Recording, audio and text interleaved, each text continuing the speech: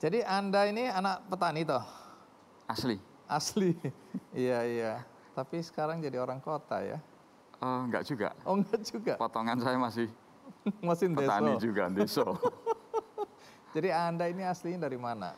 Saya dari kota kecil di Jawa Timur, perbatasan Jawa Tengah, Ngawi. Oke, itu ada di peta itu ya? Ada di peta. Oke, syukurlah. Kadang-kadang hilang. Oh.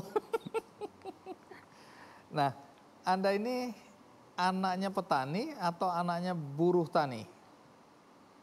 Pasnya gitu ya, Bang Andi ya. Iya. Pasnya itu buruh tani. Buruh tani. Buruh Jadi tani. orang tua ini mengelola tanah orang lain. Tanah orang lain.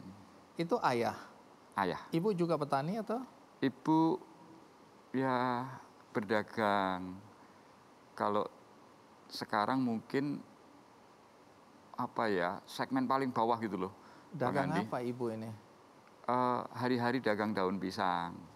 Oh iya. Terus Masih kalau ada itu ya ada sampai sekarang? persediaan telur ayam kampung, Iya. itu berdagang Oke, telur jadi jual ayam daun kampung. pisang, telur ayam kampung. Iya, kalau musimnya petai Cina buah gitu, berdagang petai Cina. Jual. Gitu. Jadi kalau disimpulkan kehidupan Anda ini susah atau cukup atau?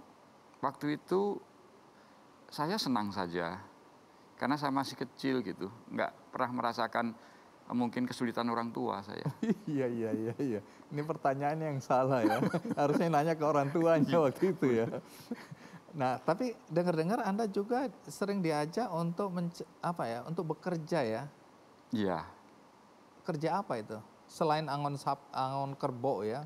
Ya, pada saat saya mungkin mulai kelas 5 SD gitu ya. Setiap ada kesempatan saya diajak ke itu, Bang Andi, ke sawah gitu. Untuk membantu orang tua membuat itu guludan ya kalau di tempat saya itu. Bedengan. Oh, oke. Yang Untuk apa itu? untuk menanam tebu. Oh, oke. Jadi ayah saya yang membuat itu pakai lempak gitu. Coba pakai istilah bahasa Indonesia yang bisa dimengerti oleh seluruh orang di Indonesia. Yang memotong-motong tanah gitu ya. Iya. Kemudian membuat sebuah parit gitu. Iya. Saya ngambil tanahnya sehingga terjadi gundukan-gundukan tanah yang nanti akan ditanami bibit tebu di situ. Oh, oke. Kira-kira seperti itu. Tanam bibit tebu, berarti di sekitar situ ada apa? Industri gula, pabrik gula? Ya, kan ada pabrik gula Sudono. Sekarang masih ada, Bang Andi. Sampai hari masih ini ada. Iya, cuma masyarakat di sana sudah nggak mau lagi bertanam tebu, mungkin rugi kali ya. Oke, nilai ekonomisnya Betul, udah berkurang ya. Betul. Lah kalau sekarang ini pekerjaan Anda apa? Pekerjaan saya hari-hari gitu ya. Ya membalas budi orang tua. Sebagai apa kerja? Orang tua saya dulu kan saya ceritakan sebagai pengusaha yang mikro banget lah, ultra mikro barangkali pasnya itu, Bang Andi. Usahanya orang tua sudah nggak ada karena anaknya sudah gede-gede seperti saya gitu. Mungkin sudah cukup barangkali membesarkan anak-anaknya, sudah nggak berusaha lagi. Saya nggak bisa lagi balas budi kepada orang tua, maka saya balas budi kepada para pelaku usaha mikro seperti ibu saya. Oke, dengan cara? Bagaimana saya bisa membantu mereka, apalagi di situasi yang sulit ini, bisa tetap berusaha, bisa naik kelas, kira-kira seperti itu. Tunggu dulu, saya udah terlanjur bilang ke penonton ini bahwa anaknya petani ini atau buruh tani persisnya, itu sekarang udah jadi pejabat penting di sebuah bank. Nah, Anda ini kerja di mana? Tadi Bang Andi kalau nggak salah sudah sampaikan ke penonton. Belum. Belum ya. Belum. Jadi banknya apa? Ya Bang Andi, saya sejak 30 tahun yang lalu saya kebetulan diberikan barangkali takdir ya untuk bekerja di bank, namanya Bank Rakyat Indonesia. BRI. Oke. Jadi posisi Anda sekarang apa? Saya sekarang diberikan amanah untuk mengelola salah satu segmen yang menjadi core bisnis BRI. Apa itu? Itu segmen bisnis mikro. Oke, sebagai direktur ya? Saya paling tidak suka untuk mendengar kata direktur. Kalau saya panggil Anda Pak Direktur, Anda kenapa nggak suka? Saya malah bangga, saya malah kepingin dipanggil Pak Direktur. Mungkin itu tidak sustain. Pada saat saya tidak mendapatkan atau tidak menjabat lagi, orang juga nggak akan memanggil saya Pak direktur. Ya. Oke, Lebih, jadi nggak abadi ini panggilan. iya, lebih nyaman kalau dipanggil nama. Karena pada saat Bang Andi manggil saya Supari gitu, orang tua saya merasa ikut bangga gitu. Karena orang tua dulu nggak kasih nama direktur. Betul Bang Andi. Iya, masuk akal, masuk akal. Ya, dan jabatan itu kan tidak langgeng ya, tidak selamanya, tidak abadi. Ya. Nama abadi, ya. Sampai kapanpun Anda akan dipanggil Supari. Ya. Jadi artinya di mana-mana, kalau ini banyak anak-anak petani atau siapapun, mungkin pengusaha mikro yang dengar cerita ini, mudah-mudahan ini menginspirasi bahwa anak buruh tani pun ya bisa S2, bisa jadi direktur atau direksi di sebuah perusahaan atau bank besar di Indonesia. Artinya tidak ada yang tidak mungkin ya. Dan itu Anda buktikan bahwa anak petani ini bisa S2. S2 apa ini ya? Ya, karena anaknya petani, S2-nya pertanian. Oh. Oke, nyambung. Iya.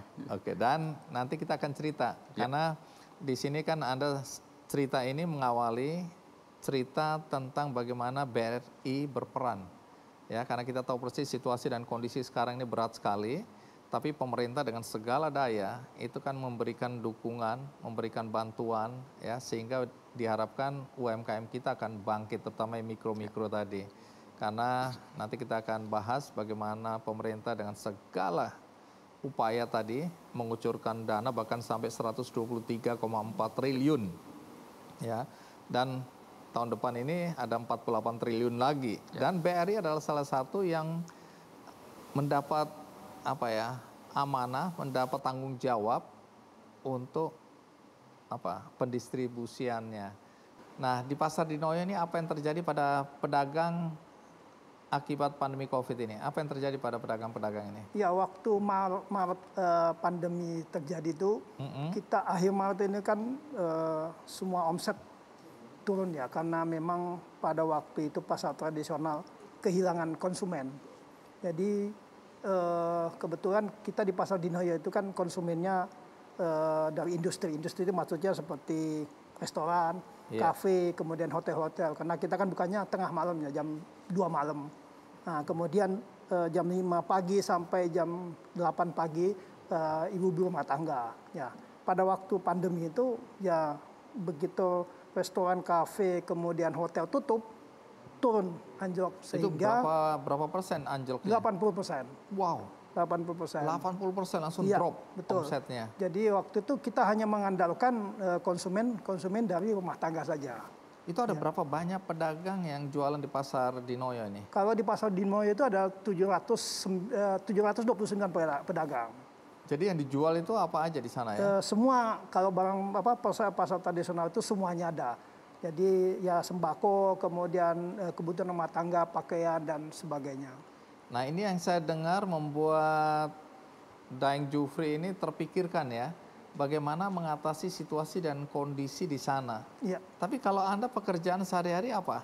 Ya, saya kebetulan menjadi pengelola pasar di sana. Ya. Oke, jadi penyedia tempat ya. Ya, kemudian kan muncul pemikiran ini bagaimana cara mengatasi supaya pedagang-pedagang ini bisa tetap jualan, tetap dapat pemasukan, pendapatan, walaupun orang-orang tidak datang. Nah, apa yang Anda lakukan? Ya, itu aslinya kepepet. Oh, aslinya itu kepepet. Jadi pada waktu Maret itu semua pasar di Kota Malang itu semuanya retribusi digratiskan. Kecuali yang kita Pasar di Noyo. Karena kalau kita gratis retribusi pada waktu itu, ya kebetulan kita kan pasar yang punya pasar pemerintah yang dikelola oleh swasta.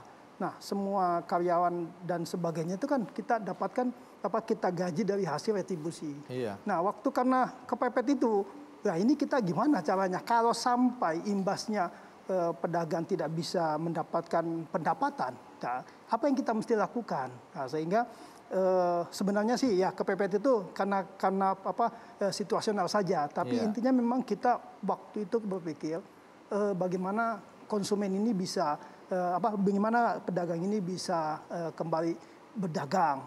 Dengan kondisi waktu itu yang pandemi, konsumen pun tidak boleh ke situ karena PSBB waktu itu ya. Jadi akhirnya kita mikirnya apa yang mesti kita bisa lakukan.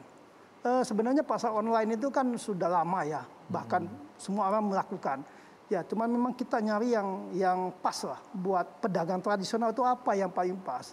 Karena berpikir kita pasar online khusus tradisional ini kan pertama itu harus pedagang sendiri ngerti caranya. Iya, pertama tentu saya pengetahuan ya pedagang-pedagang ini, kemudian teknologinya. Iya betul, karena pasar tradisional kan ada yang milenial, ada yang kolonial. Ya, jadi Anda waktu ngomong kolonial jangan lihat saya. ya, jadi ini dominannya kolonial. Jadi mereka ini kan tidak bisa kita paksakan untuk bisa gitu betul, ya. tidak bisa tahu seperti apa cara menggunakan ya paling nggak HP yang Android. Bahkan mungkin Bang Adi kalau bisa kami cerita bahwa pedagang ini bahkan ada yang punya HP jadul, ada yang bahkan nggak punya HP.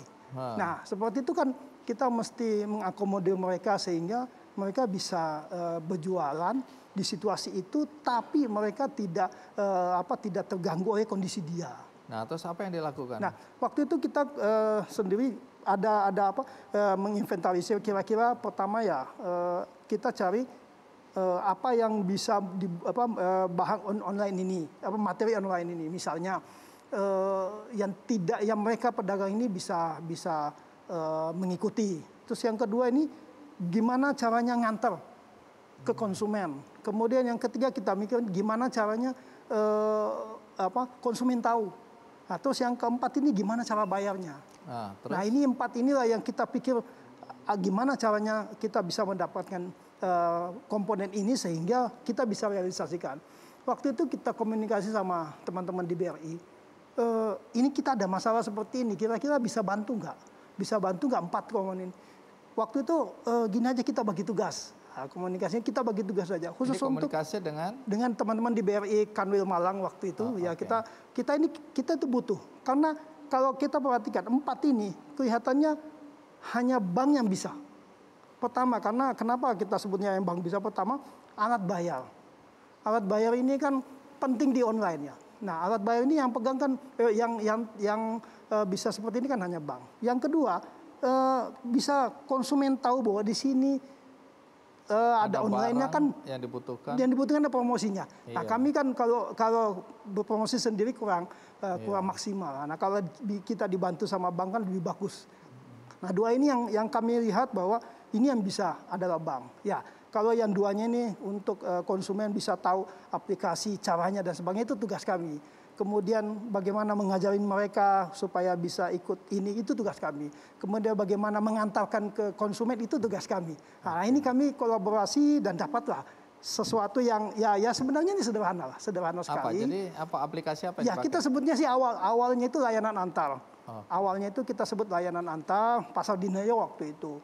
Berjalan seiring waktu. Jadi konsumen tahu ada barang yang dijual lewat mana? Ya, jadi sebenarnya sederhananya itu hanya menggunakan WA saja. Oh, dengan WA saja. WhatsApp. Jadi WA, WhatsApp segala, kemudian SMS dan telepon. Ya, betul. Ibu, Bapak kalau mau beli ini ada barang ini harga gini-gini gitu ya. Jadi hanya seperti itu sederhananya waktu itu. Nah, terus seiring berjalan waktu ternyata BRI mampu menyediakan aplikasi namanya Pasar ID. Nah, itu yang kita Pasar.id hanya itu yang kita gunakan dan itu mengakomodir dari perjalanan kita dari awal pandemi Maret itu sampai saat ini. Pak Damo, saya ini kan tinggal di Ciputat. Iya. Jadi waktu baru menikah, saya suka jalan-jalan tuh ke Parung. Iya. Tapi untuk beli duren. Iya. Nah, sejak kapan pasar ikan hias ini ada di Parung? Kalau saya buka sejarah pasar ikan hias ini, Pak, ini kalau dibuka dari awal ini nggak cukup 2 hari. Tapi ini yang singkat padat aja. Iya. Saya pedagang ikan, Pak. Kemudian banyak teman-teman saya pedagang hias. ikan. Saya pedagang ikan lele waktu itu. Oh, ikan lele. Iya. Konsumsi ini. Konsumsi. Karena pedagang ikan lele yang ada di tanah pemerintah itu sedang dibangun, kami turunkan ke bawah atas izin kepala unit dan kepala keamanan. Nah, kemudian itu pedagangnya nggak begitu banyak Pak. Kira-kira 4-60 orang. Dengan peralatan seadanya kami himpun. Terus sampai saat ini Pak, sekarang ini luar biasa yang datang itu. Iya. Karena yang tadinya itu tidak disangka dan tidak diduga, ini kenapa pasar ikan hias jadi ramai? Kenapa itu? Kenapa? Karena ini udah suatu anugerah dari Yang Kuasa. Iya. Walaupun di masa pandemi, yang tadinya saya bulan puasa ini tanggal 1 bingung. Karena saya punya musola dan saya punya anak yatim. Tapi pada tanggal 10 bulan puasa, saya diberikan anugerah luar biasa, itu ikan laku Pak. Sampai besok mau menghadapi hari raya, ikan itu luar biasa lakunya. Ini suatu keberkahan buat kita. Kemudian malam 2 hari sebelum lebaran saya berdoa, ya Allah pedagang ikan kami ini biar barokah. Besoknya Pak luar biasa sampai ke sekarang ini. Sampai tidak tertampung parkirannya ini. Wah, orang berdatangan berburu ikan. Ini baru cerita Ini, ya. Pak. Jadi banyak orang, habis ini banyak orang di berbagai daerah ini Iya. bakal dagang ikan habis ini gara-gara Iya. Pak Damo bilang bahwa ini permintaan tinggi sekali ya. Tapi kita kembali ke belakang dulu. Iya. Jadi tadi Pak Damo jualan ikan lele. Ya.